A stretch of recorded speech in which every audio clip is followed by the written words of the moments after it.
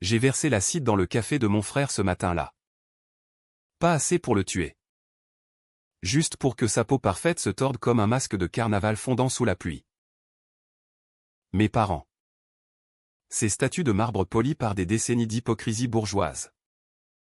Ont pleuré sur son lit d'hôpital, murmurant des prières à un Dieu qu'ils n'ont jamais vraiment cru. Pendant que je souriais dans l'ombre, comptant les secondes jusqu'à ce que leur monde s'effondre comme un château de cartes mal fichu. Et le plus beau? Ils n'ont jamais soupçonné que leur fille aînée, celle qu'ils traitaient comme une locataire indésirable dans sa propre maison, pouvait transformer leur amour toxique en un poison lent et inexorable. Paris. Cette ville qui avale les âmes comme un loup affamé. M'a vu naître en 1985. Dans un appartement haussmannien du 16e arrondissement. Là où les bourgeois se pavanent en cachemire et feignent l'égalité devant un café serré. Mes parents. Henri et Claire Duval. Était l'incarnation parfaite de cette façade, lui. Un notaire aux mains impeccables qui signait des testaments comme s'il distribuait des bonbons, elle. Une ancienne galeriste qui avait troqué les toiles de maître pour des dîners mondains où l'on disséquait les voisins comme des grenouilles en cours de bio. J'étais leur première. Élise. Née avec un cri strident qui, selon ma mère, avait brisé le silence sacré de la chambre. Déjà, on me voyait comme une intruse. Mon frère, Lucien, est arrivé 2 ans plus tard. En 1987. Comme un cadeau empaqueté dans du papier de soie. Un petit prince. Qu'il disait. Avec ses boucles blondes et ses yeux bleus qui imploraient sans un mot. Dès le berceau. Il régnait. Papa lui offrait des trains miniatures qui traversaient le salon comme des conquérants. Maman tricotait des écharpes en cachemire pendant des nuits blanches pour qu'ils ne prennent pas froid. Moi, j'étais l'aînée responsable. Celle qui devait donner l'exemple. À 5 ans. Je rangeais mes jouets pendant que Lucien les cassait sans un reproche. Il est si fragile. Élise. Un peu de patience. Me soufflait maman en caressant ses cheveux. Comme si j'étais une brute née pour supporter. Les années ont filé comme les métros bondés de la ligne 6. Emportant avec elles les miettes d'affection que je mendiais. À l'école. Au lycée Janson de Sailly. J'excellais en maths et en philo. Rapportant des bulletins impeccables que papa épinglait au mur. À côté des dessins maladroits de Lucien. Lui. Dyslexique selon le diagnostic tardif qu'ils ont payé une fortune pour officialiser. Ratait ses examens mais rentrait avec des trophées de foot ou des invitations à des fêtes. C'est un artiste?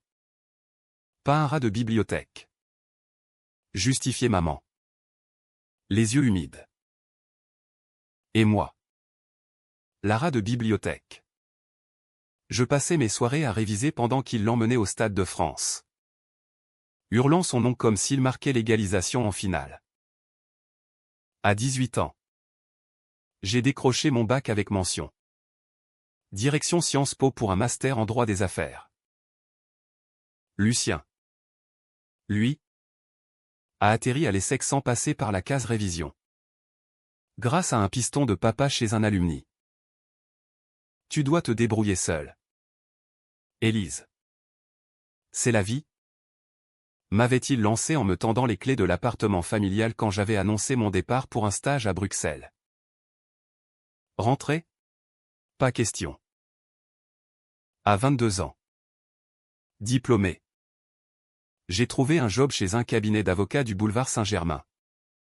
3 500 € net par mois après impôt. Pas mal pour une débutante. Mais à Paris. C'est à peine de quoi gratter le vernis de la survie. C'est là que le loyer est entré en scène. Comme un fantôme sorti d'un mauvais vaudeville. Un soir d'automne 2009. Pluvieux et collant. Je suis revenu pour un dîner familial. L'appartement sentait le bœuf bourguignon et le mensonge. Assis autour de la table en acajou. Papa a sorti un papier froissé. Un contrat tapé sur son vieil ordinateur. Élise. Ma chérie. Tu sais que la maison est à nous. Mais avec la crise, les charges montent. On a calculé 10 000 € par mois pour ta chambre. C'est juste? Non. Lucien ne paie rien. Il est encore étudiant. 10 000 €. Pour une chambre de 12 mètres carrés avec vue sur un mur de briques. J'ai ri. D'abord, pensant à une blague de mauvais goût. Mais leur visage était de pierre, maman tripotait son collier en perles. Papa ajustait ses lunettes. Lucien vautrait sur sa chaise. Mâchait un morceau de pain en ricanait sous cape. C'est pour ton bien. Élise. Ça t'apprendra l'indépendance. A ajouté papa. Comme si l'indépendance se mesurait en chèques postaux. J'ai payé le premier mois. Les dents serrées. En vendant une partie de mes livres de droit. Les suivants? J'ai sous-loué un studio minuscule dans le 18e. Près de Barbès. Où les cafards dansaient la java sur les murs écaillés. 800 € pour 20 mètres carrés de misère. Plus le trajet en RER bondé chaque matin. Les appels hebdomadaires sont devenus des rituels de torture.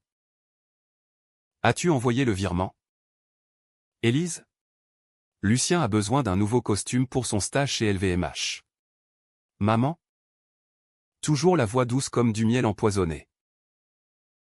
Papa. Plus direct, ne nous déçois pas. Tu es l'aîné. Lucien? Il appelait rarement.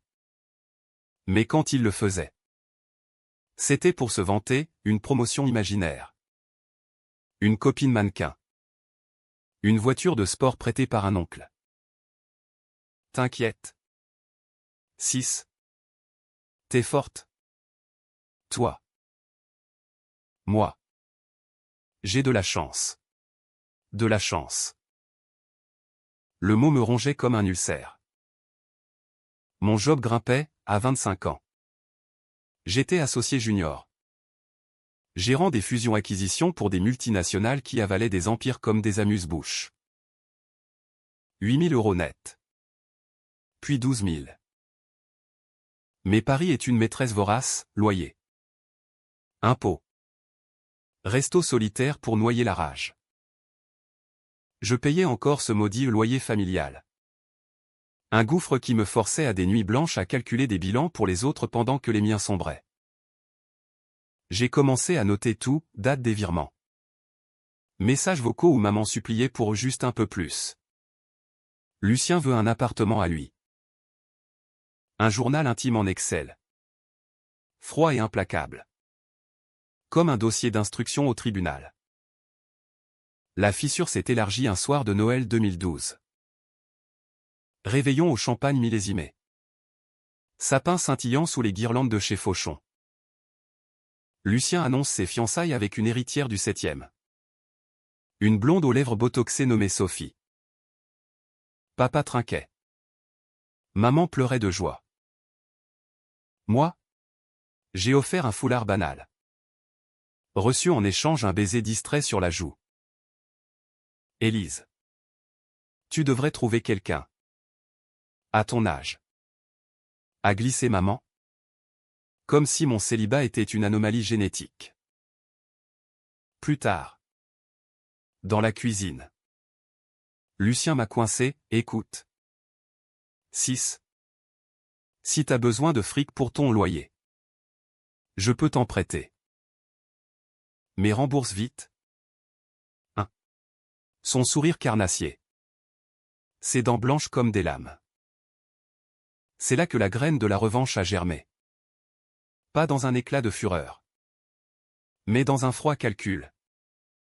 Comme un algorithme qui optimise la douleur. J'ai fermé la porte de ma chambre d'hôtel provisoire, j'en changeais tous les mois pour éviter les traces et j'ai ouvert mon laptop. Pas de cris. Pas de larmes. Juste des recherches, loi sur les donations. Trusts familiaux. Failles fiscales en France. Papa. Le notaire intègre? J'ai fouillé les archives publiques. Trouvé des irrégularités sur des legs clients. Des commissions occultes. Maman? La sainte? Ces galeries passées avaient blanchi de l'argent pour des collectionneurs douteux. D'après un article jauni du Monde. Lucien? Son stage chez LVMH n'était qu'une sinécure. Payé par papa via des factures gonflées. Mais ce n'était pas assez. La revanche doit être personnelle. Viscérale? Comme un scalpel qui incise l'âme. J'ai commencé par les petites piqûres, un virement retardé de quelques jours. Suivi d'un mail poli, désolé. Les charges de mon studio ont augmenté. Réduisez à 5000. Réponse, un sermon de papa sur le devoir filial. Puis, j'ai invité Lucien à dîner. Dans un bistrot anonyme du Marais. Félicitations pour Sophie. Ai-je dit? En commandant un Châteauneuf du Pape hors de prix. Il a bu. Beaucoup. Et j'ai écouté ses plaintes, les vieux sont chiants. Mais il paie tout. Toi. T'es coincé avec ton taf de merde. J'ai souri. Rempli son verre. À la fin. Il a vomi dans la ruelle? Et j'ai pris des photos discrètes de son portable oublié sur la table mot de passe faible. Mais coquin a des collègues. Dette de jeu en ligne. De retour dans mon cagibi de Barbès. J'ai décrypté.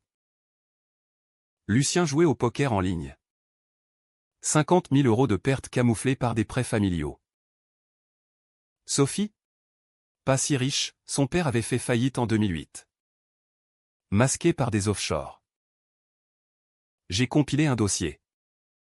Pas pour le détruire encore. Mais pour le savourer. Chaque nuit. Allongé sur mon matelas gonflable qui s'affaissait comme mes espoirs.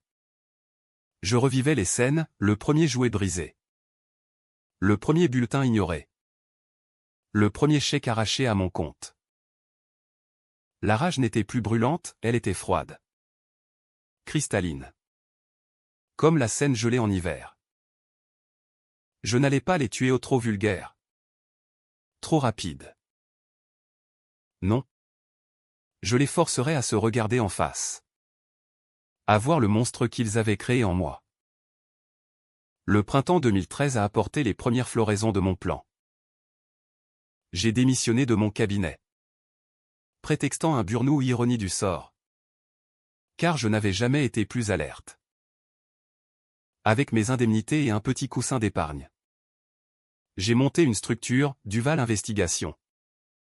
Une micro-entreprise de conseil juridique freelance. Officiellement? Pour aider les PME en litiges fiscaux. En réalité. Un cheval de Troie. Mon premier client fictif? Une amie anonyme soupçonnant son mari de fraude. J'ai utilisé ça pour creuser plus profond dans les papiers de papa, un trust offshore au Caïmans. Alimenté par des donations à Lucien pour l'étude. Illégal. Bien sûr. Mais courant chez les notaires parisiens qui se croient au-dessus des lois. J'ai contacté un journaliste freelance du Canard enchaîné. Un type bourru nommé Marc. Rencontré lors d'un séminaire sur la transparence fiscale. J'ai du lourd sur un notaire du 16e. Lui ai-je glissé lors d'un café tiède place de la Contrescarpe. Pas de nom. Juste des échantillons, un extrait de virement. Une photo floue d'un acte notarié bidouillé. Marc a mordu. Ses yeux luisants comme un renard flairant la curée. Si c'est clean. On publie anonyme. Sinon. On creuse ensemble. Ensemble. Le mot sonnait faux dans ma bouche. Mais je hochai la tête. Parallèlement. J'ai approché Sophie. Un lunch entre belles-sœurs dans un salon de thé du Palais Royal. Où les macarons roses masquaient l'amertume. Lucien est si attachant. N'est-ce pas? Mais c'est d'être de jeu. Il m'en a parlé en confidence. Ses yeux s'écarquillèrent. Sa cuillère tinta contre la porcelaine. J'ai glissé une copie de ses relevés bancaires obtenus via un hack basique sur un site de poker mal sécurisé. Je ne veux pas de scandale. Sophie. Juste la vérité. Elle a pâli. Promis de réfléchir. 2 semaines plus tard. La bague de fiançailles a disparu de son doigt. Et Lucien m'a appelé en larmes, c'est ta faute? Élise. Elle a tout appris. J'ai faim la surprise. Consolé de loin, viens. On en parle autour d'un verre. Il est venu. Hagard.